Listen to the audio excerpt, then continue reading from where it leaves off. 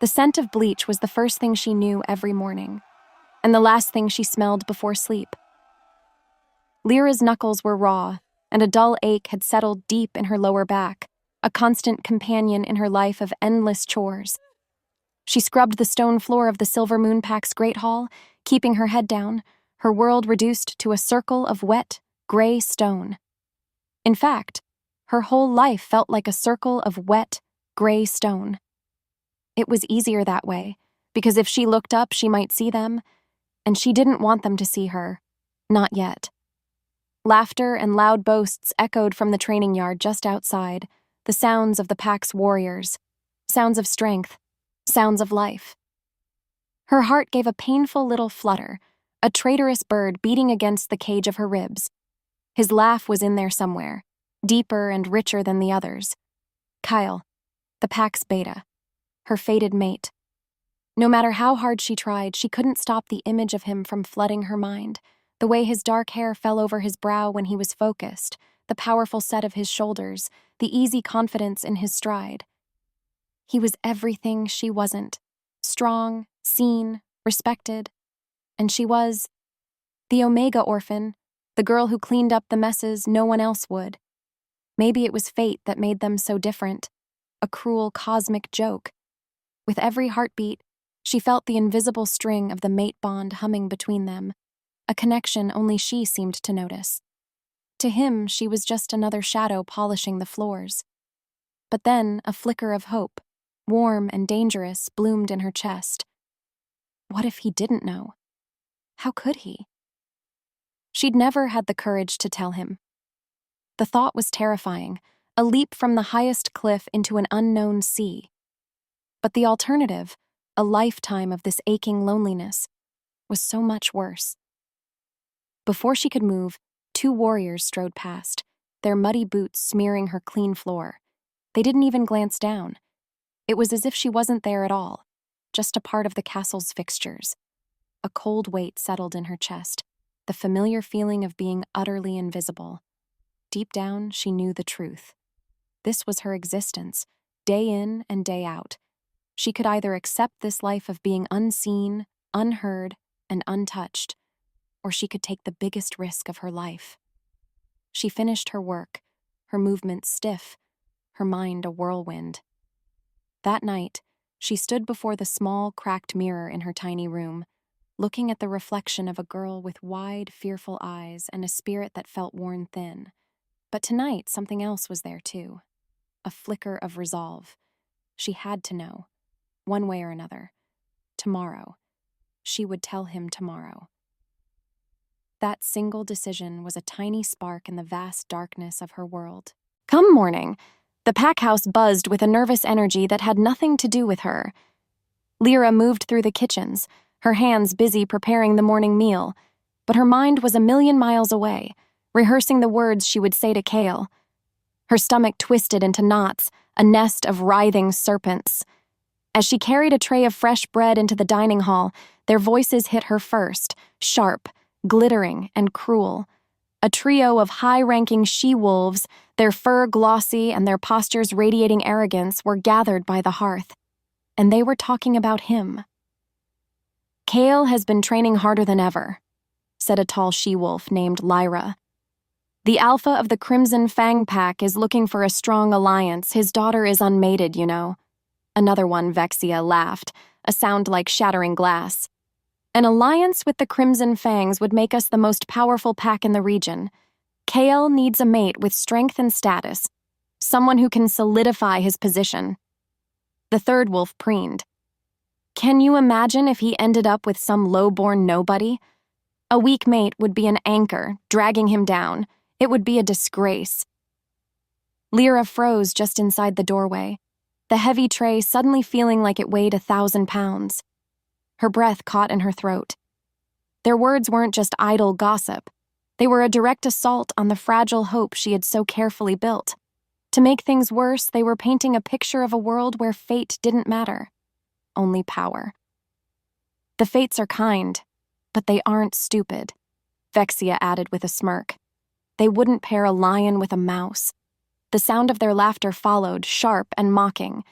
It wasn't directed at her, Not really. They didn't even know she was there. But it pierced her all the same. A poison dart straight to her heart. The world she had imagined. A world where a fated bond was enough, where love could bridge any gap, crumbled into dust. She didn't know what scared her more, the thought of Cale rejecting her, or the thought that these she-wolves were right. Without thinking, she backed away, slipping into the shadows of the corridor before they could see her. The warm bread in her hands had grown cold. Her resolve, once a tiny, steady flame, now flickered wildly in a storm of doubt and fear. Her initial plan to simply tell him felt naive, childish even. Now she felt a desperate, burning need to prove them wrong. She had to show them, and him, that she wasn't just a mouse. She had to be so much more than what they saw. This was no longer just about hope. It was about survival. Silence. That was the first thing King Rowan noticed every single day. The silence in his throne room was immense, a living entity that pressed in from all sides. It was the silence of power, the silence of solitude, the silence of a man who stood so far above others that their voices could no longer reach him. The throne itself was cold, carved from the heart of a mountain, and it felt less like a seat of power and more like a cage of ice. He sat there, the weight of his crown a familiar pressure on his brow, listening to the reports from his spymaster. His kingdom was vast, his rule absolute, but a sickness was festering on the edges of his domain. "The rogue attacks are becoming more organized, Your Majesty," the spymaster said, his voice a low murmur in the cavernous hall. "They're testing our borders, growing bolder. The latest reports from the Silver Moon Pack are concerning. Their beta is strong, but their alpha grows complacent. The pack shows signs of internal weakness." Rowan's jaw tightened. Weakness was a disease. It spread. And what does their alpha do? "He assures us he has it under control." Rowan's golden eyes, the color of a wolf's in the moonlight, narrowed. An assurance from a weak alpha was worth less than the breath used to speak it. He dismissed the spymaster with a flick of his wrist, and the man bowed and retreated, his footsteps swallowed by the oppressive silence. Left alone, Rowan stood and walked to the great window overlooking the capital. His city, his people, his responsibility.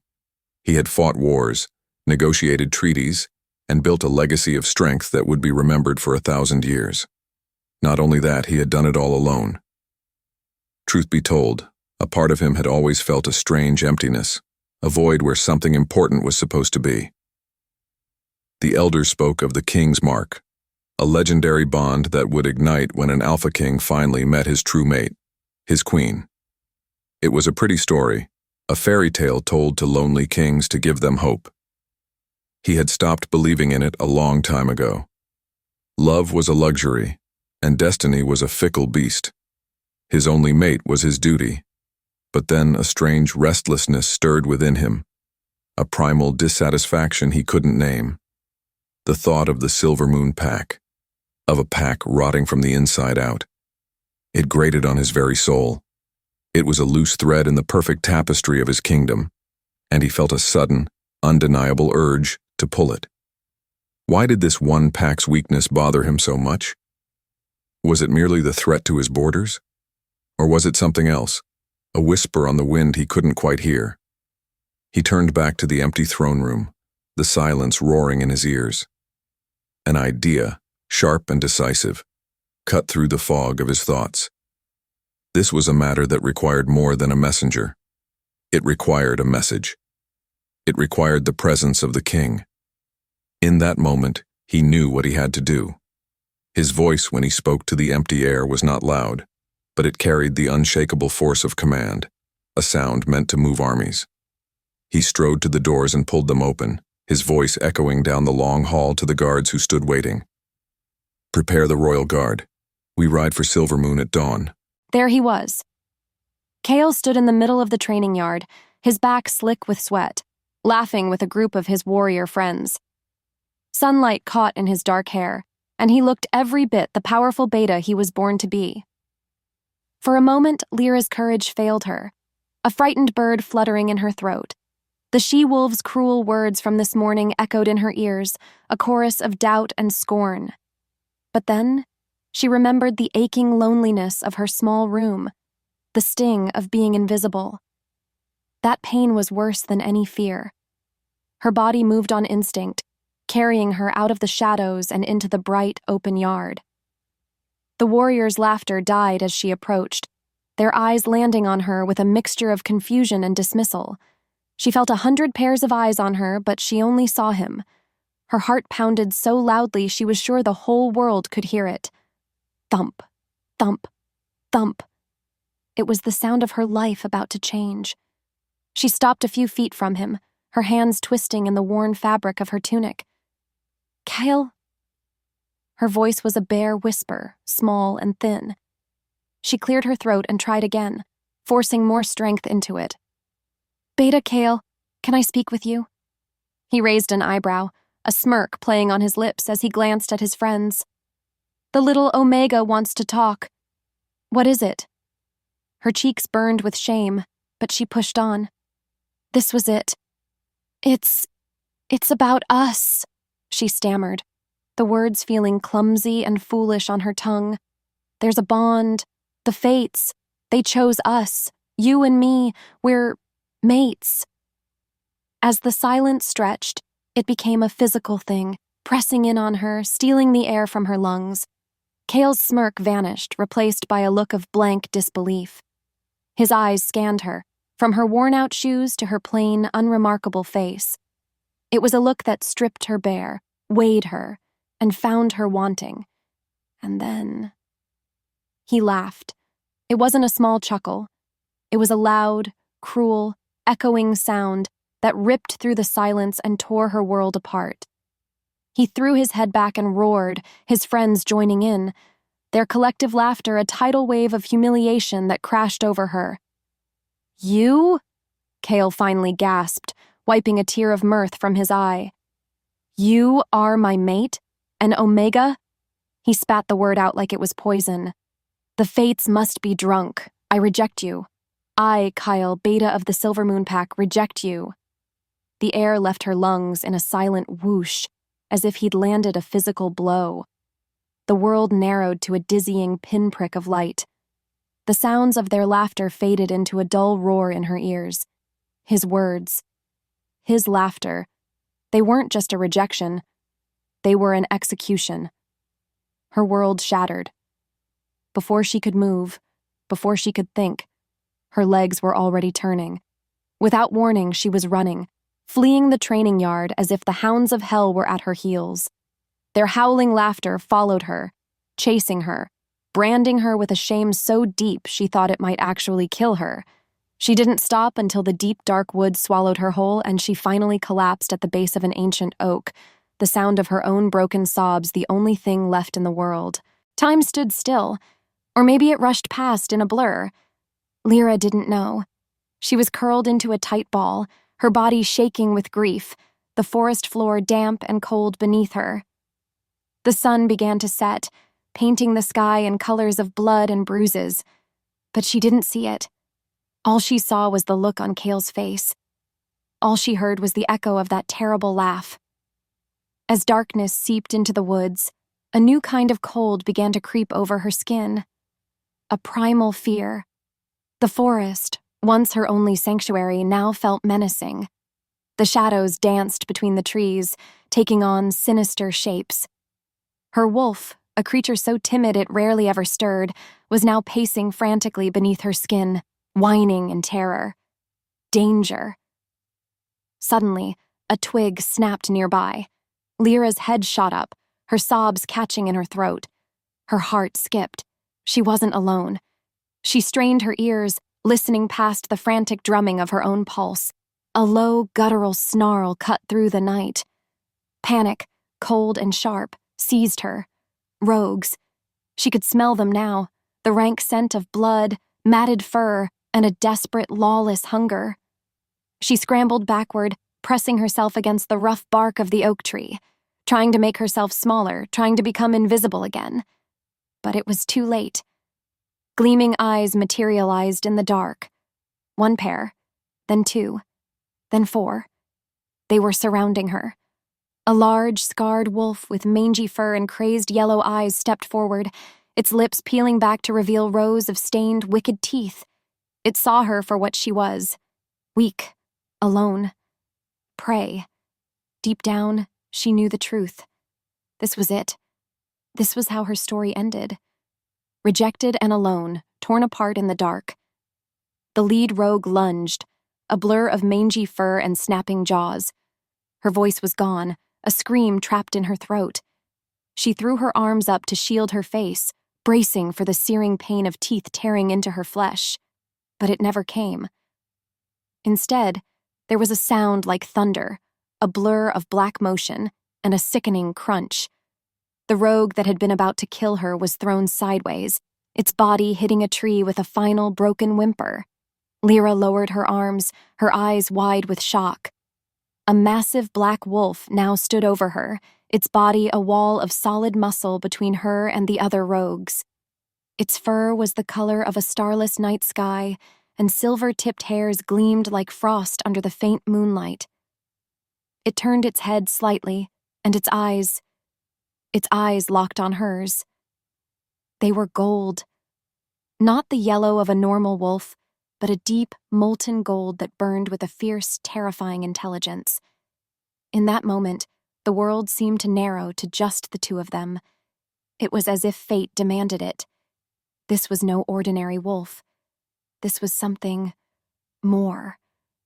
Before either could speak or even breathe, the other rogues, emboldened by their numbers, charged.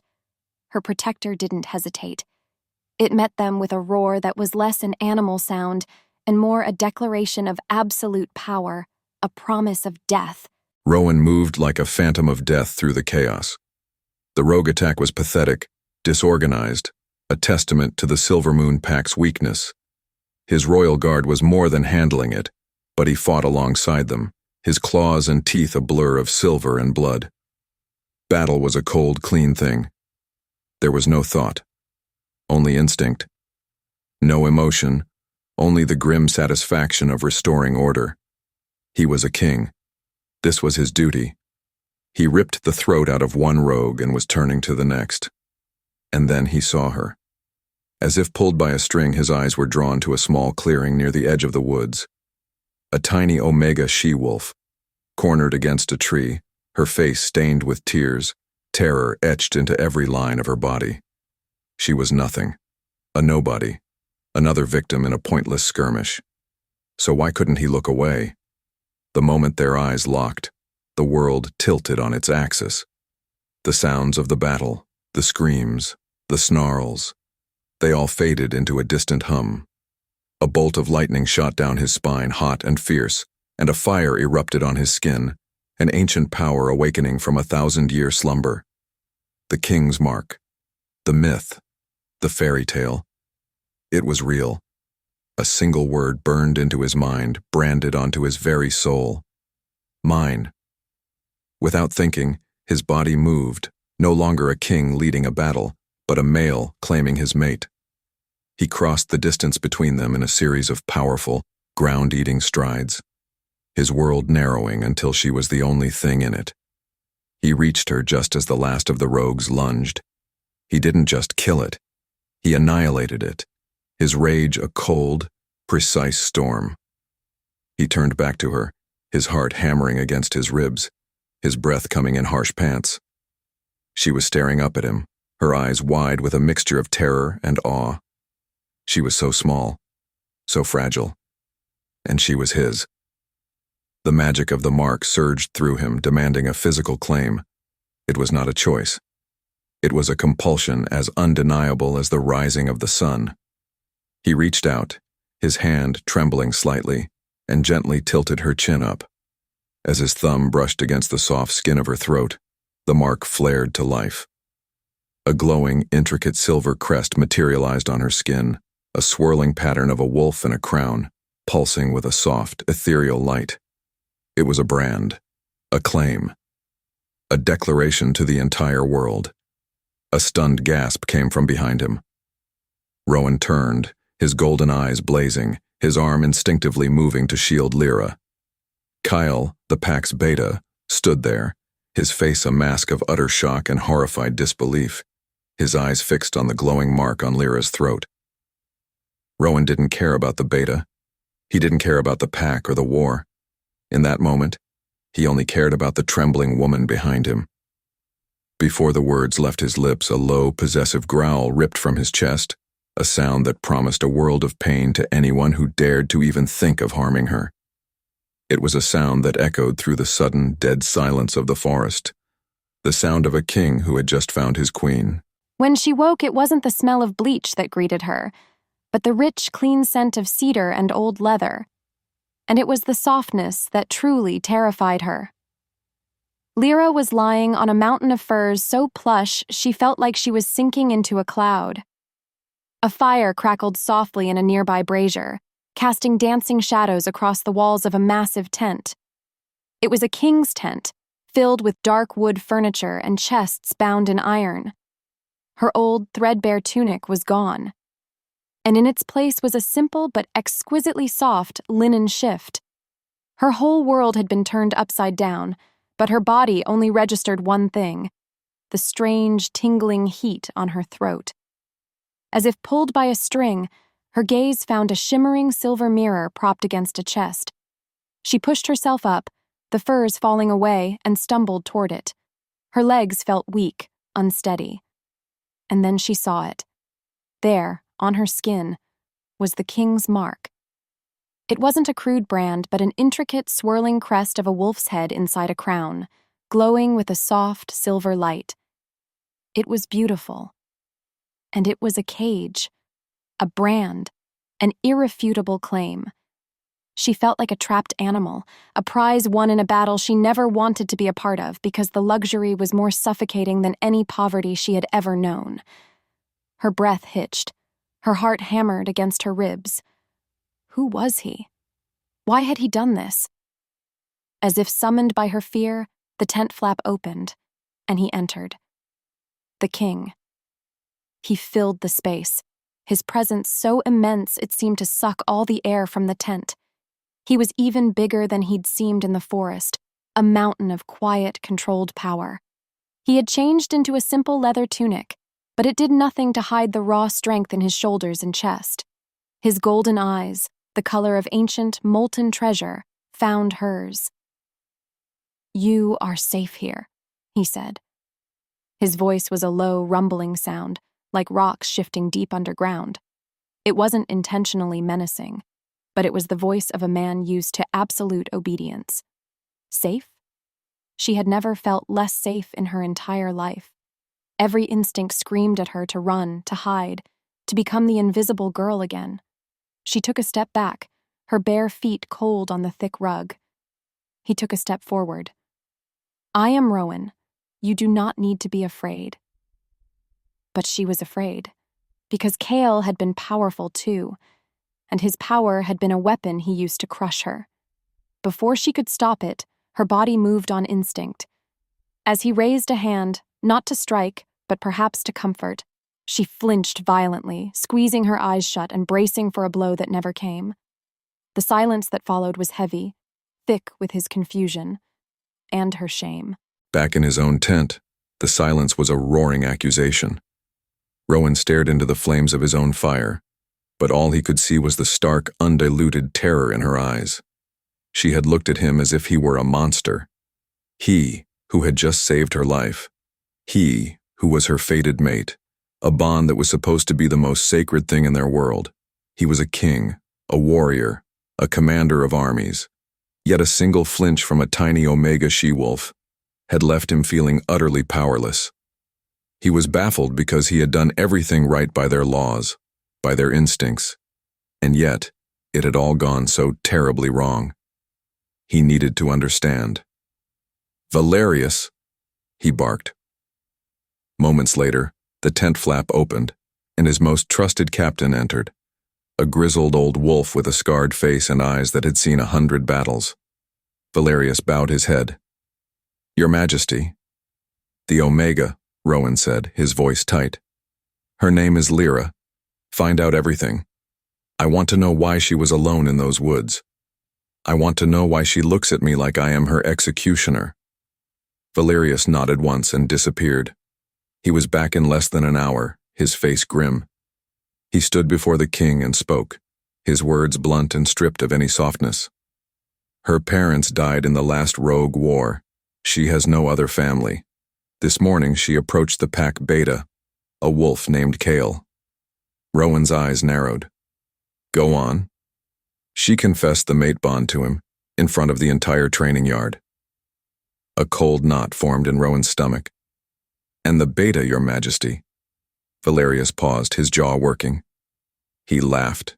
He called her worthless. And then he publicly rejected her. The entire pack joined in the laughter. She fled into the woods to hide. That's where the rogues found her. A fury so cold, so absolute, it threatened to shatter his kingly control washed over Rowan. The air in the tent grew heavy, charged with his silent, murderous rage. He laughed, in front of the pack. He had taken her heart, the most fragile and hopeful part of her, and he had crushed it for sport. In that moment, Rowan understood. Lyra wasn't afraid of him. She was afraid of his power. She was afraid because the last powerful male she had trusted with her soul had used that power to humiliate and destroy her. And Rowan, with his crown and his army and his overwhelming aura of command, was the most powerful male she had ever met. To her, he must seem like the ultimate threat. He was furious because Kale had dared to harm what was his, what was precious. But even worse, he now knew that his greatest asset, his strength, was the very thing that stood between him and his mate. He couldn't command her to trust him. He couldn't force her to heal. What followed was a decision made not from strategy, but from a raw, protective instinct he was only just beginning to understand. He couldn't fix her wounds here, not in the place that had caused them. He would take her home, to the capital, to his fortress. There he could shield her from the world while he figured out how to tear down the walls around her heart. The journey to the capital was a blur of motion and fear. Lyra rode in a closed carriage, the silken cushions feeling alien and wrong. She felt like a stolen object, a spoil of war being transported to the victor's castle. And what a castle it was! It wasn't just a castle, it was a mountain carved into a fortress with towering spires that seemed to scrape the clouds and walls so high they made her feel like an ant. Inside, her life became a dizzying whirlwind of servants dressing her in gowns of impossible softness, of hallways so long their ends were lost in shadow, of the constant, unnerving feeling of being watched. She felt like an imposter, a brown field mouse dressed in the glittering feathers of a songbird, because deep down, she still felt like the worthless Omega from the Silver Moon Pack. Days later, Rowan decided she was to be presented to the court. She stood beside his throne in the Great Hall, a cavernous chamber filled with hundreds of the most powerful wolves in the kingdom. The weight of their stares was a physical pressure, and she could feel their judgment, their curiosity, their contempt. The air, thick with the scent of beeswax and expensive perfume, felt hard to breathe. As Rowan spoke, his voice echoing with command, a she-wolf glided toward them. She was impossibly beautiful, draped in deep blue velvet, with eyes the color of ice and a smile that never reached them. "Your Majesty," she purred, bowing her head slightly to Rowan before turning her cold eyes on Lyra. "We are all so surprised by your choice. A new queen is a momentous occasion." Lyra could only nod, her throat too tight for words. The she-wolf's smile widened, but it was sharp, like the edge of a knife. She leaned in, her voice dropping to a conspiratorial whisper, loud enough for everyone nearby to hear. "An Omega Queen," she said, her tone dripping with false sweetness. "How quaint. I trust you won't be too overwhelmed by your duties." The words, though wrapped in silk, were a slap in the face. They hit her with the same force as Kale's laughter. The world threatened to gray out at the edges, just like it had in the yard. Her carefully constructed composure crumbled, and the old, familiar shame flooded her veins, cold and paralyzing. She froze, unable to speak, unable to breathe. She was about to break, but then, Something warm and solid settled on the small of her back. Rowan. He hadn't said a word, but he had moved to stand just a little closer, his hand a steady, grounding presence. He didn't look at Lyra. Instead, his molten gold eyes settled on the beautiful she-wolf. He said nothing. He didn't have to. The look in his eyes was so cold, so filled with absolute authority and a promise of silent, devastating consequences, that the she-wolf's smile faltered. The color drained from her face, and with a stammered apology, she practically fled, melting back into the crowd. In the quiet that followed, Rowan's hand remained on her back, a silent, unshakable shield. It didn't fix the wound the she-wolf's words had opened, but for the first time since she'd woken up in his tent, she felt something other than fear. A tiny, fragile flicker of something else. He was her captor, her king, the source of her terror. But he was also her protector. And she didn't know what scared her more. The fragile peace he was trying to build around Lyra felt like a house of glass, and Cale was outside, picking up stones. Rowan stood before a massive map of the territories, his spymaster's words echoing in the tense silence of the war room. It was worse than he thought. Much worse. "He's not just whining about a lost mate, Your Majesty," Valerius reported, his voice grim. "He's twisting the story. To make things worse, he's painting you as a tyrant king who stole a destined beta's mate out of lust. He claims the king's mark was a trick, a spell you cast to justify taking her." Rowan's hands clenched into fists at his sides, his knuckles white. The sheer arrogance of the lie was breathtaking. But he knew it was a smart lie, a dangerous one. Because it preyed on the fears of the smaller packs, their resentment of a king so powerful he could seemingly bend destiny to his will. "And that's not all," Valerius continued, his gaze dark. "He's using Lyra's rank against her. He's spreading whispers that you have shamed the throne by choosing an Omega, that an Omega cannot be a queen, that her weakness will be the downfall of us all." A low growl rumbled in Rowan's chest, a sound of pure, volcanic fury. Every word was a calculated insult, an attack aimed not just at him, but directly at Lyra. Cale was methodically rebuilding the very cage of worthlessness she was just beginning to escape.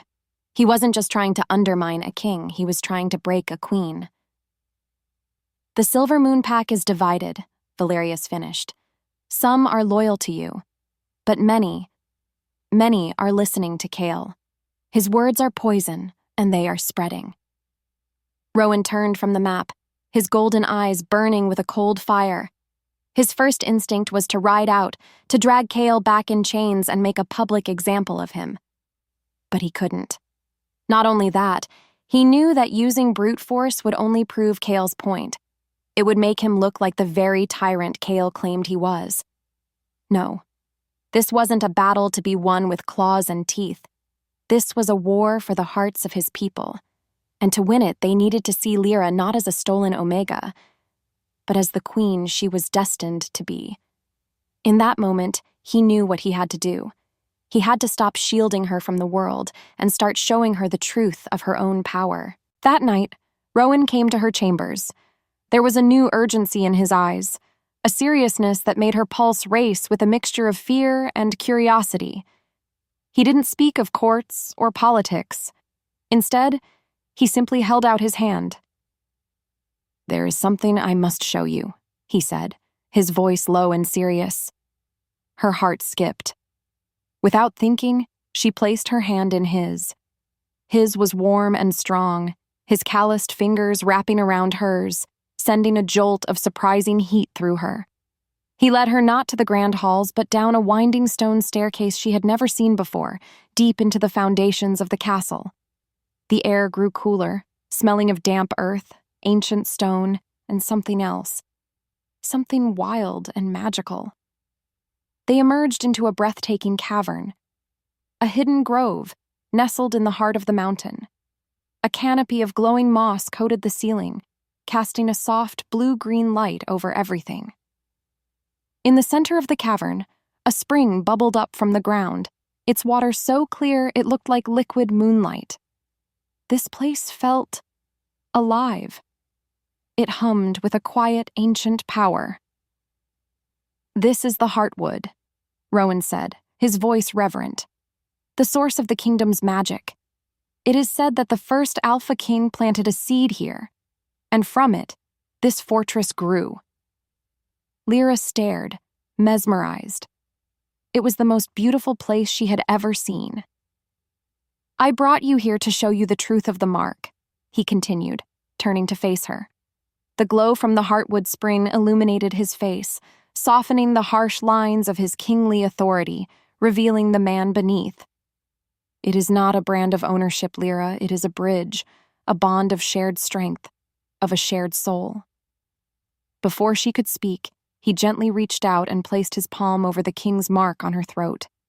As if fate demanded it, the moment his skin touched hers, the Heartwood spring erupted in a silent pulse of brilliant light. A surge of raw power, warm and overwhelming, shot through her. The world dissolved. She was no longer in the cavern. She was standing in a vast, empty throne room, the silence a crushing weight. She felt a loneliness so profound, so absolute. It was a physical ache in her chest. Decades of solitude, of duty without companionship, of being a king but never a man. It washed over her, a tidal wave of his pain. His loneliness. At the same time, the vision shifted. Suddenly, she was in a training yard, the sun beating down, the air filled with cruel, echoing laughter. She felt the shame, the soul-shattering agony of rejection so vividly it was like it was happening all over again. But this time, it wasn't her pain she was feeling. It was his. He was feeling what she had felt. Between one breath and the next, the vision shattered, leaving them both gasping in the soft glow of the Heartwood. They stumbled back from each other, their chests heaving. Her world tilted. The space between them burned with a new, terrifying, and beautiful understanding. He wasn't just a king who had claimed her. He was a soul who had felt her deepest wound as his own. Tears streamed down her face, but they weren't tears of sadness. They were tears of something else. She looked at him, truly seeing the man behind the crown for the very first time. Her voice trembled. "You were alone too." Her words hung in the air, a fragile bridge built between them in the aftermath of the magic. You were alone too. It was not a question, but a statement of fact. A statement of shared experience that cracked the armor he had worn around his heart for a century. The connection had changed everything.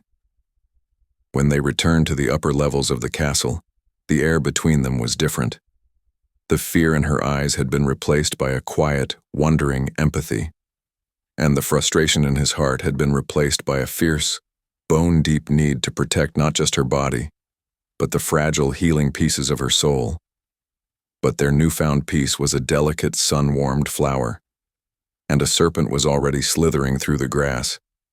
He was in his study late the next night when Valerius entered, his face carved from stone. He didn't speak. He simply placed a small, folded piece of parchment on Rowan's desk. It was sealed with the sigil of a lesser house, a pathetic attempt at disguise. "It was being smuggled to the Queen's chambers," Valerius said, his voice tight with controlled fury. Rowan's blood ran cold. He picked it up, the paper feeling unnaturally slick beneath his fingers. He broke the seal. The handwriting was Cale's, and the words were pure venom. "My dearest Lyra, I see the king dresses you in fine silks, but does he see the omega shivering beneath them? A gilded cage is still a cage. He parades you like a trophy, a symbol of his power, but a crown can't change what you are. Deep down, you know the truth. You don't belong there. Don't you miss home? Don't you miss the sky that doesn't judge you? Come back, little mouse. Come back before he tires of his new toy and discards you. I was a fool. I see that now. Let me fix my mistake. Yours, Kyle." A growl rose in his throat, a sound that was not human. His vision tunneled, a red haze of pure, murderous rage descending over him. He wanted to hunt Cale down and tear the lying, manipulative words from his throat. He wanted to burn the note, to pretend it never existed, to shield Lyra from its poison. But then, the memory of the heartwood flooded back. The feel of her pain, sharp and real. To hide this from her now would be a betrayal of the trust they had just built. It would be treating her like the fragile, broken thing Cale accused her of being. It would make him no better than a jailer. He had to trust her. He had to believe that the woman who had faced his loneliness without flinching was strong enough to face the ghost of her past. The tension broke. His decision was made. He stood, the poisoned parchment clutched in his fist. With every step he took toward her chambers, his heart hammered against his ribs. This was a greater test than any battle.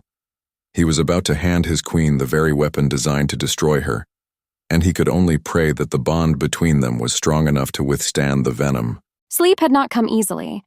The memory of the heartwood, the feeling of Rowan's loneliness, the echo of her own pain inside his soul, played over and over in her mind. It had changed everything. The fear she'd felt for him had been replaced by something far more complex, something fragile and terrifyingly real. She was pacing the plush rug in her chambers when a soft scratching sound came from her balcony door. Her heart leaped into her throat. It wasn't the sound of a guard. It was stealthy, secret. Before she could call for help, a small, dark shape scurried across the stone and deposited a sealed parchment at her feet before disappearing back into the night. A trained raven. Her blood ran cold. She knew, with a certainty that chilled her to the bone, who it was from. Her hands trembled as she picked it up. Kyle's scent clung to the paper, a ghost from a life that felt 1,000 years away. Her first instinct was to burn it, to pretend it never existed. The old Lyra, the girl who ran from pain, screamed at her to hide. But then, she remembered Rowan's eyes in the glowing cavern. She remembered the shared vulnerability, the unspoken promise. Hiding this would be a betrayal of that fragile trust. It would mean that Cale's poisoned words still had power over her. It would mean that he was right, that she was still just a shivering omega beneath the silk. No. As the silence stretched, a new strength, hard and clear as diamond, formed in her chest. She would not let him break what she was building here. She would not let him turn her into a secret keeper. Without another word to herself, she strode from her room, the note clutched in her hand like a weapon. She found Rowan in the corridor, walking toward her chambers, his face a mask of grim determination. He was holding an identical piece of parchment. He stopped when he saw her, his golden eyes widening in surprise as he looked from the note in his hand to the one in hers. Before he could speak, she held it out to him. Her hand was shaking, but her voice was steady. "He sent too," she said simply. The air between them crackled with unspoken words. This was her choice, her commitment. "He thinks I am still the girl who ran crying into the woods."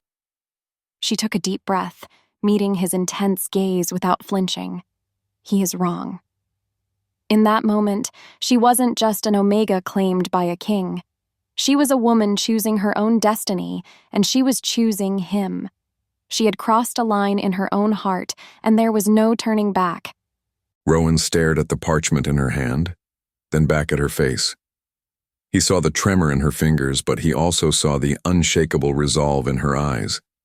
She hadn't hidden it. She hadn't let the poison seep in. She had faced the serpent and brought it directly to him. A tidal wave of emotion crashed through him, a fierce, possessive pride so intense it almost brought him to his knees. This was not the frightened girl he had found in the woods. This was a queen. His queen. He gently took the note from her hand, his fingers brushing against hers. He now held both of Cale's pathetic little daggers. Instead of destroying Lyra, they had only served to arm her with a strength she didn't know she possessed. And Cale, in his arrogance, had just handed Rowan the one thing he needed most: justification. "He will never touch you again," Rowan said, his voice a low, dangerous rumble. The words were not just a promise. They were a vow sealed in the cold fire of his rage. He turned, his mind clear, and his purpose absolute. The time for quiet protection was over. The time for reacting to Kyle's pathetic games was over. It was time to remind the world what it meant to challenge a king. What followed was not an act of passion, but one of pure, calculated power. He strode into the great hall where the court was still gathered for the evening meal, Lyra at his side. His sudden entrance brought an immediate hushed silence. He didn't take his throne. Instead, he stood in the center of the hall, a commanding presence that drew every eye. "There have been whispers," Rowan began, his voice echoing off the high stone ceilings, each word sharp and clear as ice. Whispers of dissent, fueled by the lies of a jealous and dishonorable wolf. He let his gaze sweep over the assembled nobles, daring any of them to look away. "Let me put these whispers to rest." He raised Lyra's hand, the one that had held the note, and intertwined his fingers with hers. Her hand was small in his, but it felt like the anchor of his entire world. "This is Lyra, of the House of Rowan, my fated mate, your future queen." His voice dropped, but it lost none of its power. If anything, it grew more intense. "Our final marking ceremony, a bond to be witnessed by the fates and by this entire kingdom, will be held on the next full moon." A collective gasp went through the hall. This was more than an announcement. It was a declaration of war. "Her word is my word," Rowan declared, his voice rising to a roar of absolute authority. "Her honor is my honor, and anyone who dares to question her position questions me. From this moment on, any word spoken against her will be considered treason." He let the threat hang in the air, a sword over all their heads. He had just drawn a line in the sand, and the entire world could see it. Cale wanted to play a game of whispers and shadows. Rowan had just turned on all the lights. As the news of the proclamation spread like wildfire, he knew it would reach Cale by morning. And he knew with chilling certainty that a wolf who could no longer win with words would be forced to turn to his claws. In the weeks that followed, the castle buzzed with preparations for the ceremony. Lyra found herself swept up in a world of dress fittings and protocol lessons. Rowan, true to his word, began to gently acclimate her to her new role. He started taking her with him on short official visits into the city that sprawled below the castle, wanting the people to see her not as a myth, but as their queen. It was on one of these visits that their carefully constructed world came crashing down. They were walking through a bustling market square, the air filled with the scent of spices and baking bread. For the first time, Lyra felt a flicker of ease. The common people weren't like the nobles. They smiled at her with open curiosity, not veiled contempt. She was just starting to believe that maybe, just maybe, she could do this. That's when she saw it.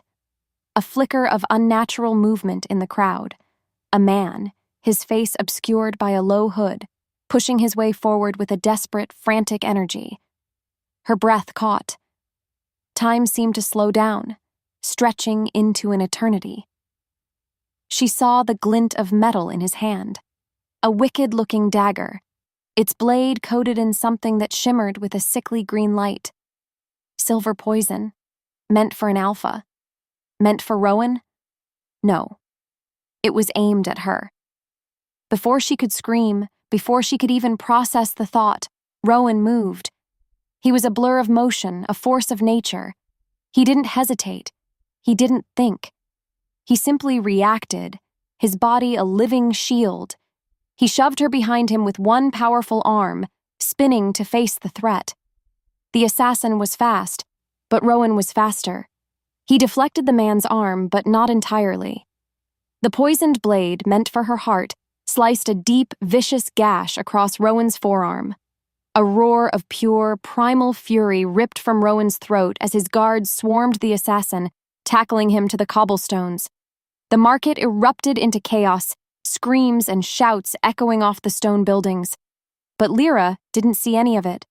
Her world had narrowed to one horrifying image, the dark, sluggish blood welling from the wound on Rowan's arm. His blood, spilled for her. The terror she felt was instantly burned away, replaced by a hot, white-hot rage she had never felt before. This wasn't about whispers anymore. This wasn't about her past. This was about the man, the king, who had just thrown himself in front of a poisoned blade to save her life. Without thinking, she ripped a long strip from the silk hem of her own extravagant gown. She pushed through the ring of stunned guards and dropped to her knees beside Rowan, pressing the fabric tightly against the wound. "Hold still," she commanded, her voice not the whisper of an omega, but the sharp, clear command of a woman fighting for something she refused to lose. As he looked down at her, his golden eyes wide with a mixture of pain and shock, he wasn't looking at a frightened girl. He was looking at a queen, her face pale but her eyes blazing with the fierce protective fire of a wolf defending its mate. The attack had been meant to kill her, to shatter their future. Instead, it had forged her fear into a weapon. Pain was an old acquaintance, but this was different. This was weakness. The silver poison didn't burn like a clean fire. It was a cold, creeping sludge in his veins, leaching the strength from his muscles, turning his bones to lead. His legendary alpha healing, which could normally knit flesh and mend bone in hours, was slowed to a frustrating crawl. He sat on the edge of his bed, the effort of merely sitting upright a monumental task, and listened as his kingdom began to burn. Valeria stood before him, his face a mask of grim duty, but Rowan could see the barely concealed panic in his old friend's eyes. "The assassin was a diversion, Your Majesty," Valeria said, his voice flat and heavy, as if the words themselves had weight. "A brilliant, brutal one." While our attention was on the market, Cale made his move. Rowan stared at his bandaged arm, the simple white linen a symbol of his failure. "The Silver Moon Pack?" "He's taken it," Valerius confirmed. "The old Alpha is dead." Cale challenged him, claiming the Alpha was too weak to protect the pack from a tyrannical king. He spat the words with disgust. "He slaughtered those loyal to you and named himself Alpha. The assassination attempt was his proof that you couldn't even protect your own mate in your own city." A growl, weak but full of venom, rattled in Rowan's chest. He had seen Cale as a jealous ex-mate, a political nuisance. He had not seen him as a king-killer, a warlord. He had underestimated him, and now the price of that mistake was being paid in blood. "And it gets worse," Valerius said, his voice dropping even lower. "The rogue factions that have been harassing our borders for months, and they weren't acting alone. Kyle was their benefactor, their commander. He's folded them into his army. He now commands a force of fanatics, traitors, and savages." The pieces clicked into place with sickening clarity. This had been Cale's plan all along. The rejection, the whispers, the attack, all calculated steps on his path to power. And Lyra. Lyra had just been the spark he needed to light the fire. As if on cue, a royal messenger, his face pale and sweat-sheened, rushed into the room and fell to one knee. He held out a scroll sealed not with wax, but with a crude smear of dried blood. Rowan took it, his fingers feeling clumsy and slow. He broke the seal. Kyle's handwriting was a jagged, arrogant scrawl. It was not a request. It was an ultimatum. Surrender the Omega. Give me Lyra, and I will allow your people to live. Refuse, and my army will burn a path to your pretty castle and take her from your corpse. Rowan crushed the parchment in his fist. He wanted to rise, to roar, to lead his armies and grind Cale's bones to dust. But when he tried to stand, his legs trembled, and a wave of dizziness forced him back onto the bed. He was a king trapped in a useless body, a wolf in a cage of his own flesh. And outside, a rival was gathering an army to steal his mate and burn his world to the ground. She spent her days by his side, a silent, helpless witness to his struggle. She changed his bandages, brought him broth he barely touched, and watched the frustration and fury warring in his golden eyes. Every time he gritted his teeth in pain, she felt it like a knife in her own gut. A deep, gnawing guilt had taken root in her soul, a poisonous weed twisting around her heart. This was her fault. all of it. That evening, needing a moment to breathe, she walked the castle corridors. But there was no escape. The air, once filled with the confident buzz of a secure kingdom, was now thick with a palpable tension. Guards spoke in hushed, urgent tones. Servants scurried past, their eyes wide with fear. The entire castle seemed to be holding its breath. As she passed the open door of the war room, she heard voices from within. Valerius and another of Rowan's generals. She froze, hidden in the shadows. "His strength is returning, but too slowly," the general said, his voice heavy with worry. "Kyle's forces have already taken the northern pass. They'll be at the river by week's end." "The king knows this," Valerius's voice rumbled. "He is pushing himself too hard." "He is compromised," the general stated, not with malice, but with the cold, hard pragmatism of a soldier. "His heart has become his greatest weakness. This war, all of this, because of a single she-wolf. A king cannot afford such a vulnerability." The words struck her with the force of a physical blow. A single she-wolf, a weakness. Her core misbelief, the one she thought she had started to conquer, the one that told her she was a worthless burden, roared back to life with suffocating force. They were right. Before she arrived, there was peace. Rowan was an untouchable, unshakable force. And now he was wounded. His kingdom was on the brink of a bloody war, and his most trusted men saw her as the cause of it all. She backed away from the door, her hands pressed against her mouth to stifle a sob. She stumbled through the halls until she found herself in front of the great map in the main gallery. Kale's forces were marked with cruel blood-red flags, a tide of violence creeping steadily toward them. She stared at the map, but she didn't see armies or territories. She saw a wound on the face of the world that she had caused. Kale's obsession, Rowan's injury, the fear in the eyes of the people in this castle. It all led back to her. She was not a queen. She was a plague. She walked to his chambers, her feet moving as if in a dream. Her decision felt like a shard of ice in her chest, cold and sharp and absolute.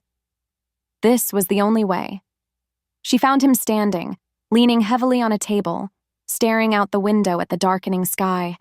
He was dressed, but he looked pale and drawn, a shadow of the powerful king he was meant to be.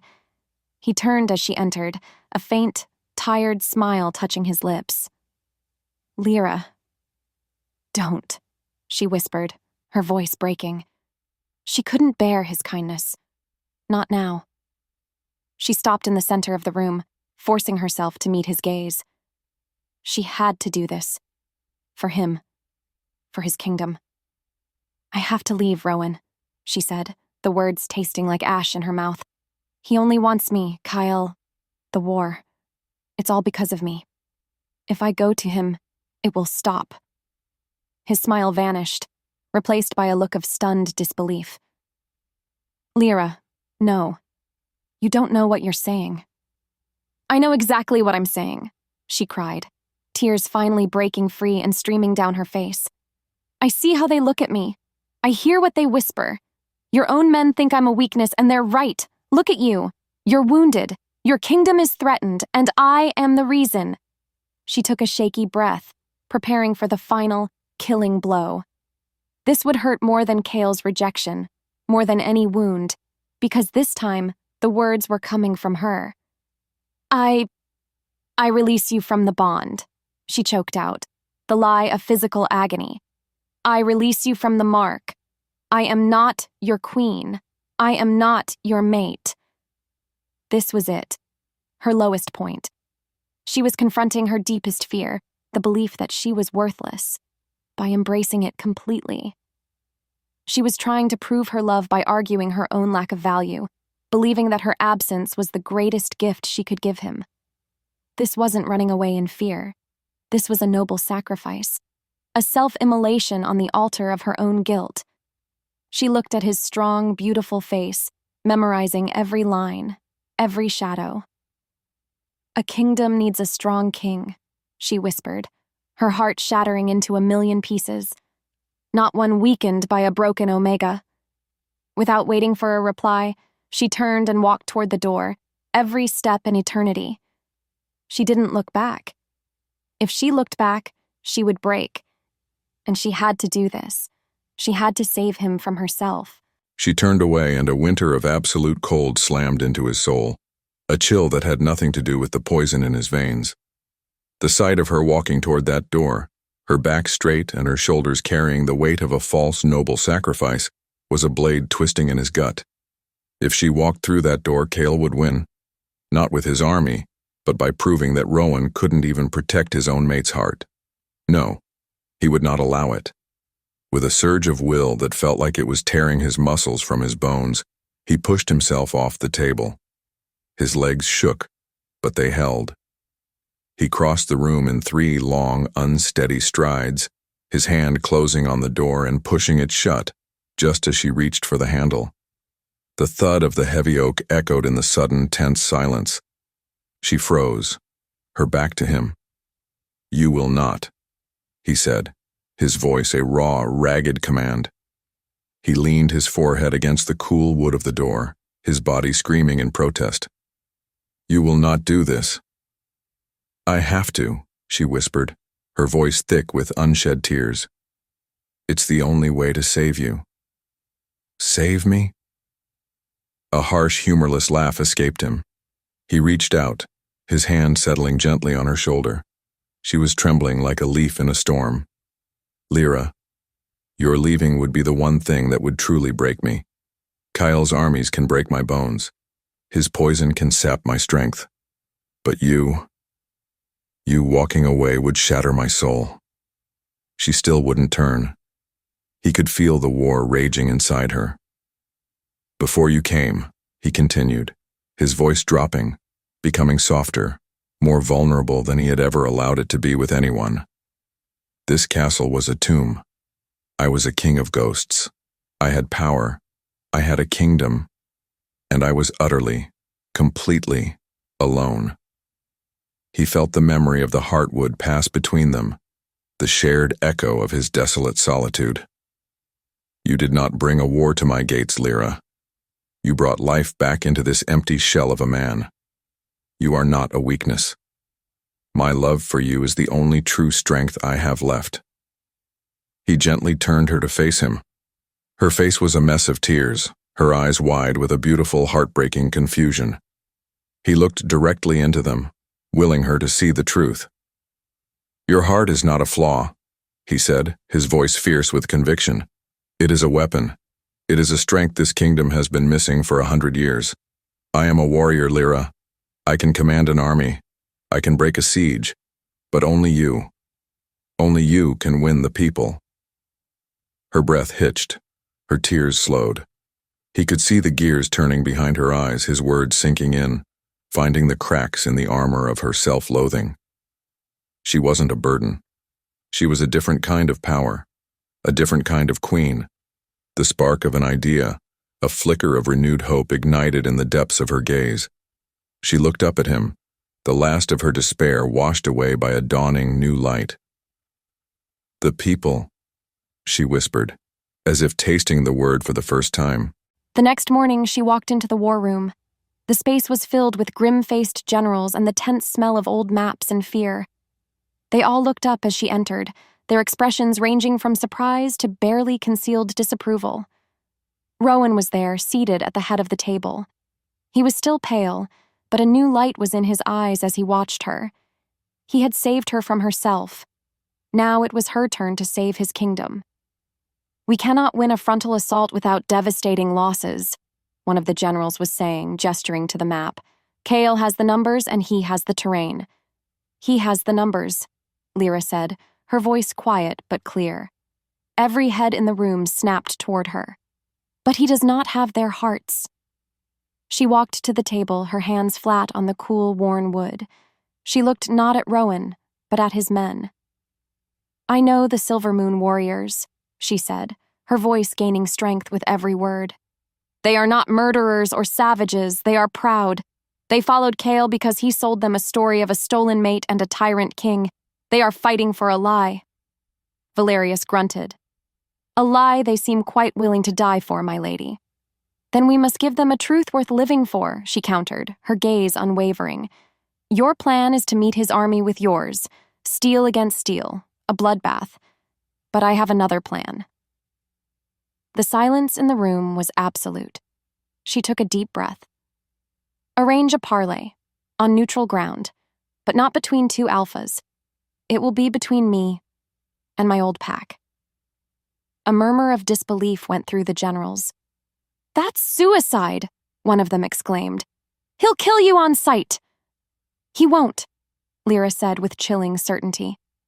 Because his entire claim is built on the idea that he is fighting for me. To kill me in front of both armies would be to admit he is a liar, and he is too arrogant for that. She looked at Rowan.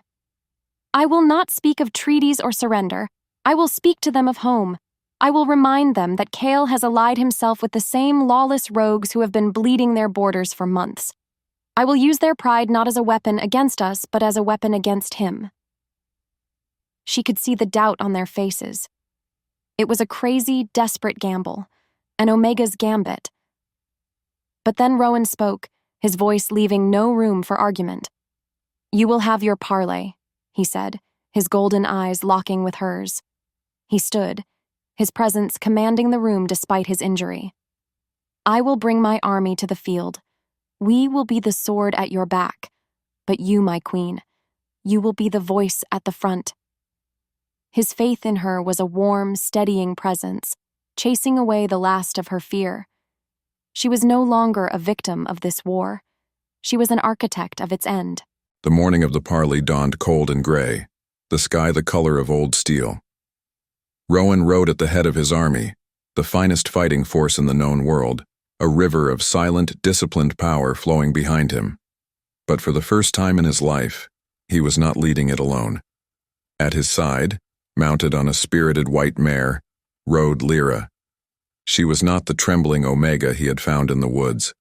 She was not the frightened girl who had flinched from his touch. Today, she was every inch the queen. She wore simple, dark riding leathers, practical and elegant, her dark hair braided back from a face that was pale but utterly resolute. Her back was straight, her chin was high, and her eyes were fixed on the horizon. He watched her, a feeling of profound, heart-stopping pride swelling in his chest. He was still weak, the poison a dull, constant ache in his arm, a reminder of how close he had come to losing her. But riding beside her now, he had never felt stronger. His army was the physical manifestation of his power, 1,000 sharp claws and teeth ready to rend and tear. But all of that power was now in service of her plan, in service of her wisdom, his sword in service of her soul. The tension in the air was so thick he could taste it, the metallic tang of unsheathed steel and unspoken fear. Every one of his soldiers thought this was a fool's errand, a lamb walking into a slaughter. But they followed because he, their king, had ordered it. And he had ordered it because he had absolute faith in the woman beside him. They crested the final hill, and the valley of the parley opened up before them.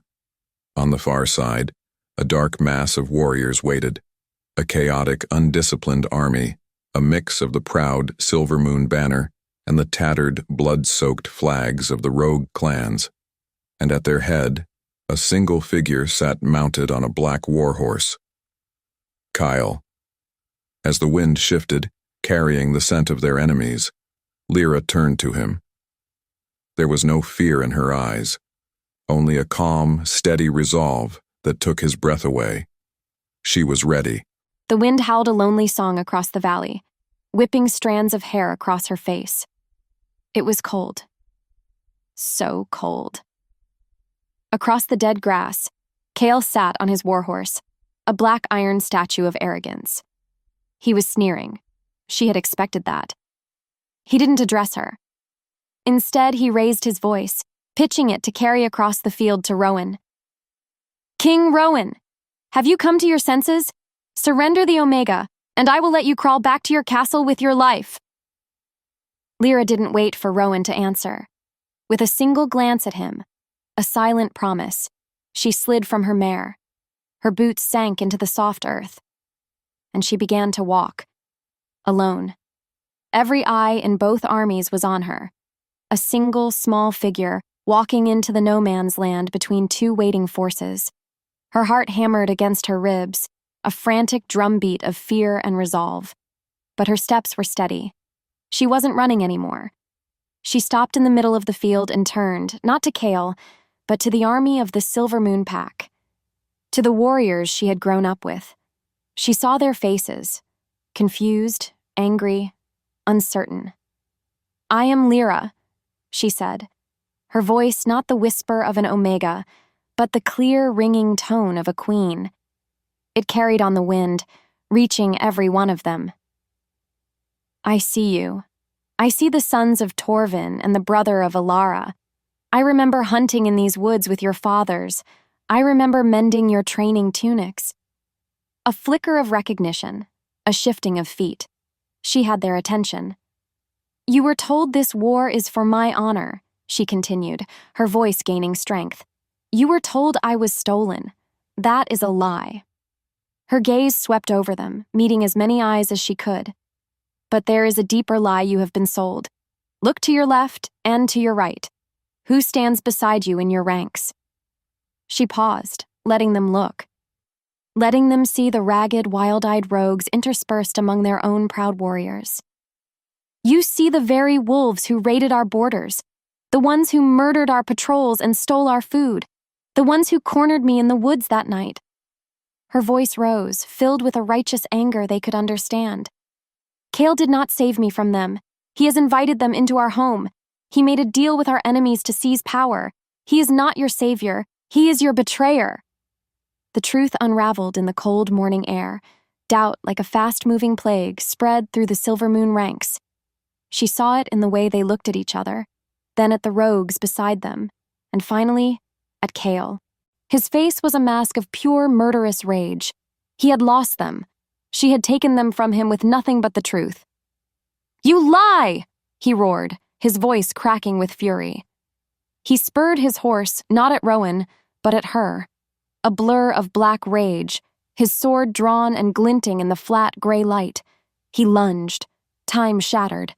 A black and silver streak of pure power intercepted him. Rowan.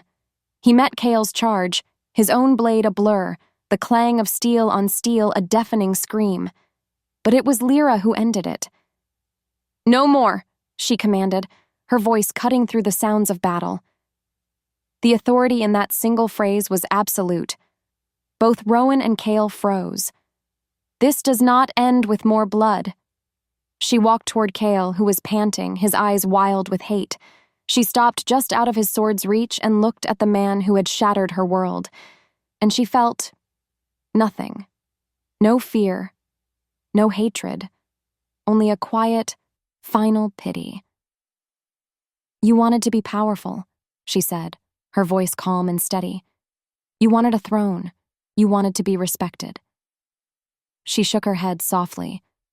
"But you built your entire life on a lie. You were right about one thing, Kale. The fates do not pair a lion with a mouse." She met his gaze, and he saw the queen in her eyes. "They pair them with a lioness." With a single glance at Valerius, she gave the order. "Take him." Before Kale could react, Rowan's guards surrounded him, pulling him from his horse. She turned her back on him. "Banish him. Let him wander the wild lands as the rogues do." She looked at him one last time, over her shoulder. "Now you will have nothing." Rowan watched, his heart a thunderous drum in his chest, his entire being filled with a feeling so profound, so overwhelming, it was more than just pride. It was awe. She had faced down an army. She had disarmed them with her courage and her heart. She had defeated her tormentor not by lowering herself to his level of violence, but by rising above it with a queen's grace and a queen's judgment.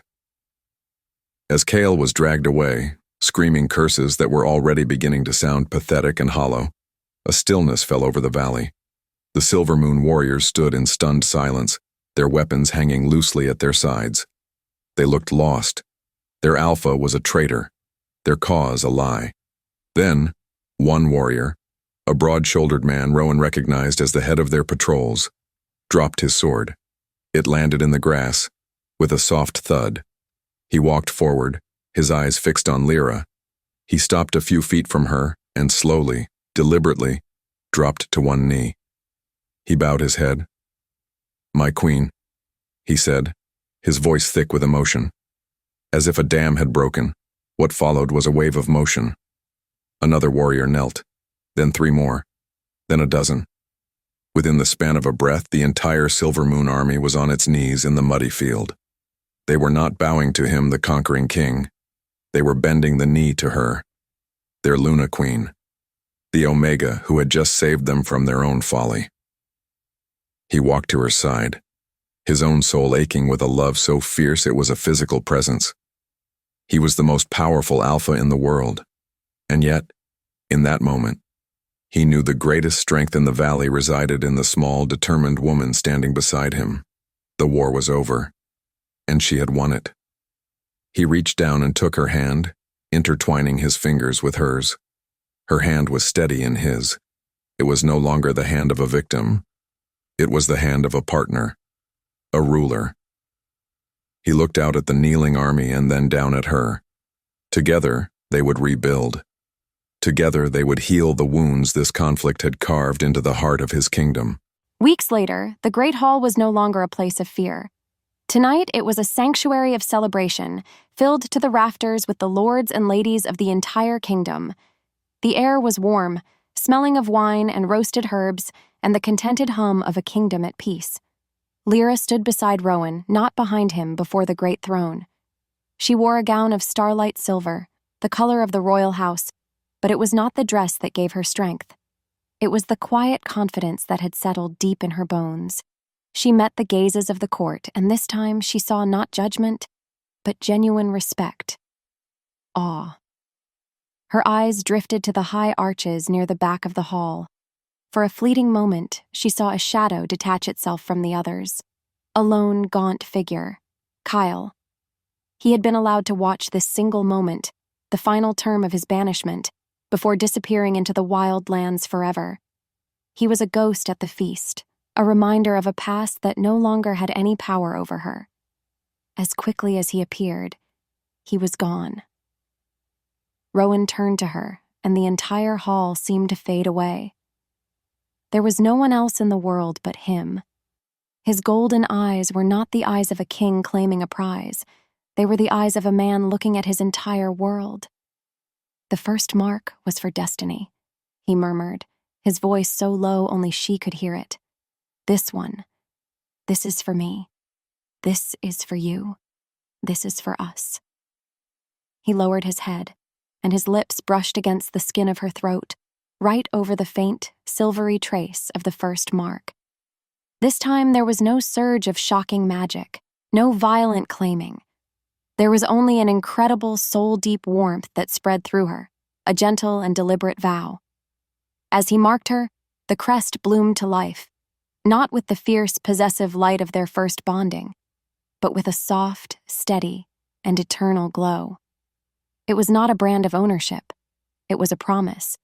Her world tilted, not with shock, but with a profound sense of rightness. The broken pieces of her soul had not just been mended. They had been reforged into something stronger, something more beautiful. He raised his head, and his hand found hers. Together, they turned to face their people, a king and his queen.